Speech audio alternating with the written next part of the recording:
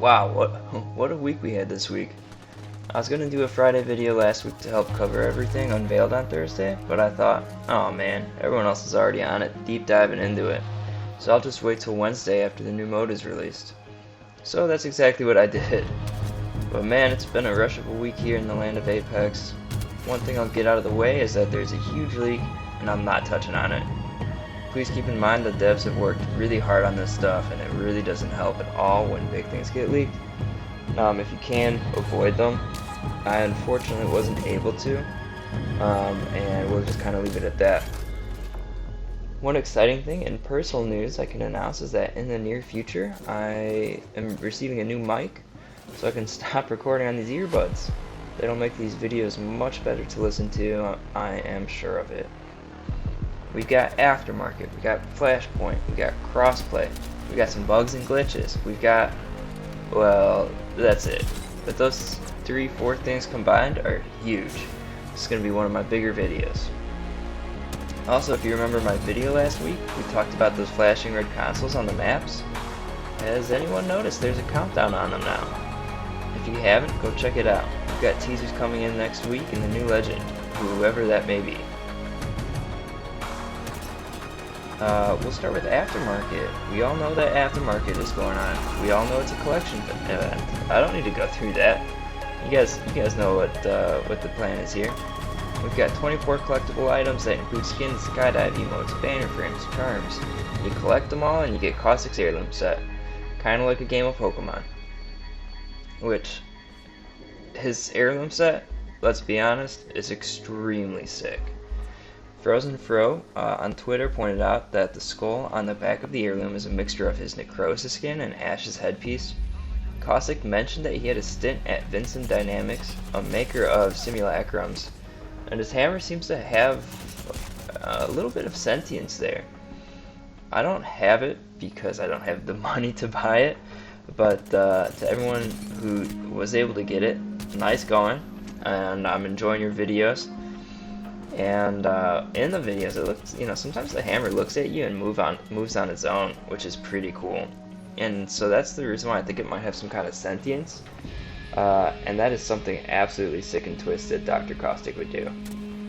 He would 100% take a victim and try to put them in a hammer because he can and wanted to see what would happen.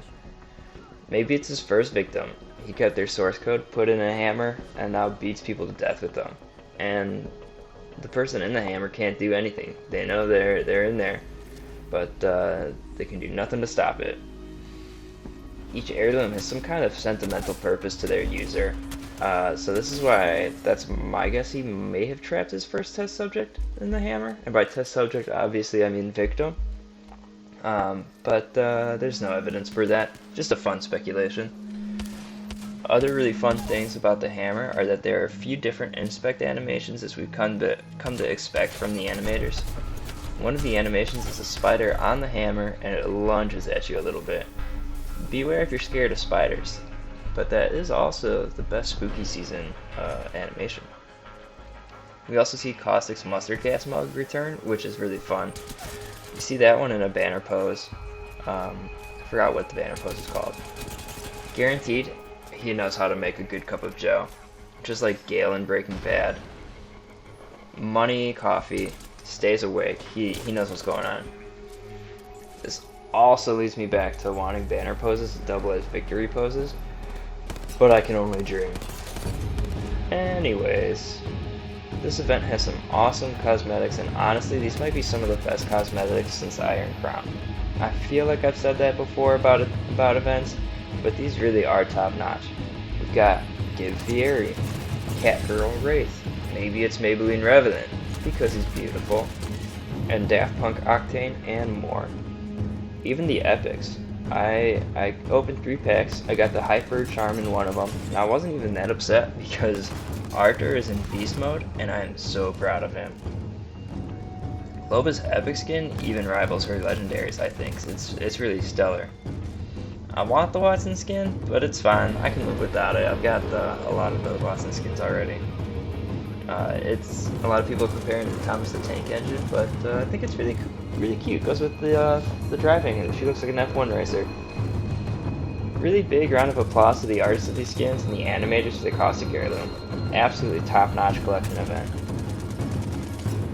Oh, Flashpoint. Holy shit, where do I even begin? This mode is so fresh. We all know my favorite mode is third person because it made the game feel new and different. And Flashpoint does the same thing for me.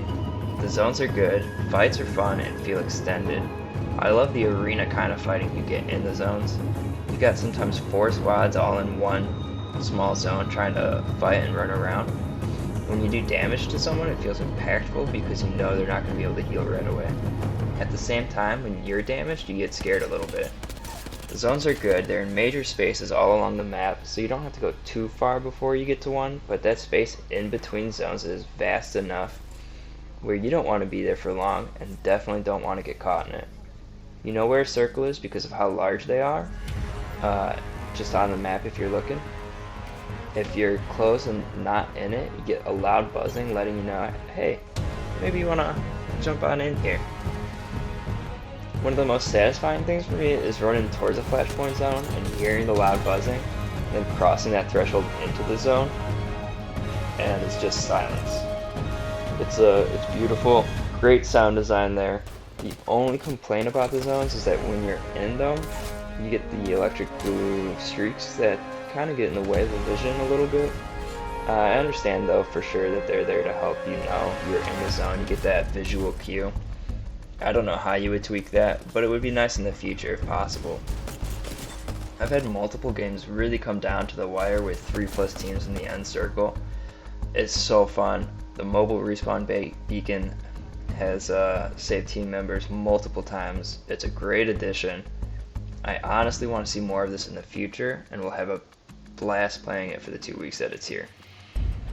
We've had a lot of server issues on Tuesday night, making it near impossible for people to play the mode, but that should be fixed now, which transitions us into Crossplay. We've all been wanting it, we've all been waiting for it. If you're a day one player like me, you've been waiting for it for over 1.5 years, but we got here finally. One important thing to note right off the bat is we don't have cross progression yet. And I say yet because Jason McCord has said that this is something they're interested in, but it just isn't possible right now. He did say more news will come for when Apex comes to Steam, which has me incredibly interested. It sounds like cross progression is on the horizon. PC players are currently on Origin, but unlike consoles, when they switch to Steam, which I have a feeling a lot of players will, it seems like a lot of PC players like Steam more than Origin. They're not switching to a new console or anything. They're still on PC, but they would lose all of their progress and skins. So it would suck if they can't keep their skins in progress.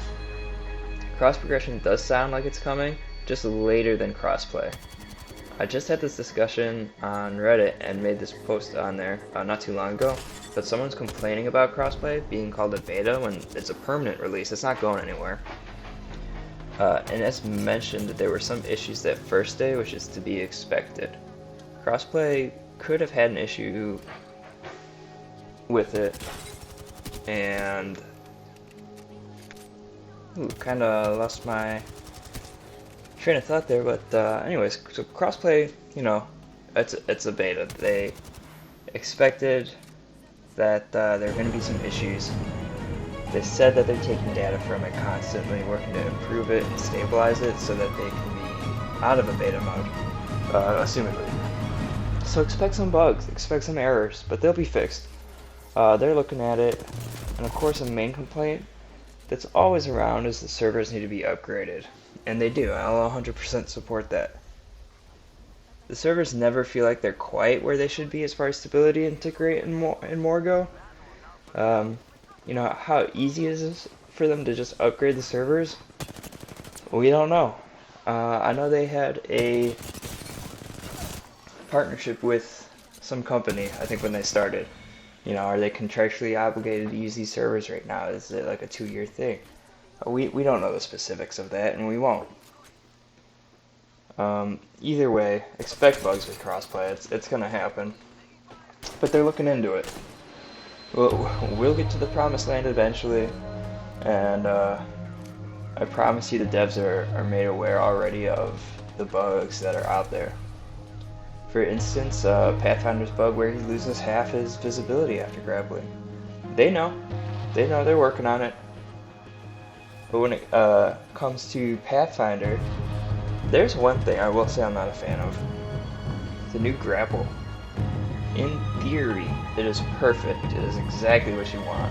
This is a great change for him. In practice, the long jumps for 35 seconds, the threshold for that need to be extended. I don't consider myself a great Pathfinder, but when you hit 35 seconds on what feels like not that great of a jump, it feels kind of bad. On top of it, because of when the cooldown starts, you might not even cool down for 10 seconds on top of your cooldown. So it's actually a 45 seconds, 45 second cooldown. So, you know, that there needs to be some adjustments, a little rework. But I really like the idea of this, and I'm happy to see they're working on giving Pathfinder some love. Whew. I think this is my longest video to date for these weekly recaps. But you know, thanks for sticking in there and watching. It was a lot to discuss, of course. You know, provide your feedback below. Let me know what you think, how you feel about the Aftermarket and Flashpoint modes. I'd love to hear it. And you know, I'm glad we're all in this together. If you like the video, go ahead and get a like up there for me, and if you're not already, subscribe, because the algorithm on YouTube is fickle, and I won't show my stuff to people otherwise. I definitely will have a video on Friday. I got the 3 Flashpoint wins yesterday, I feel good about that, so hopefully we can get another one to show you. You guys are incredible, thanks for the support, have a great second half of the week.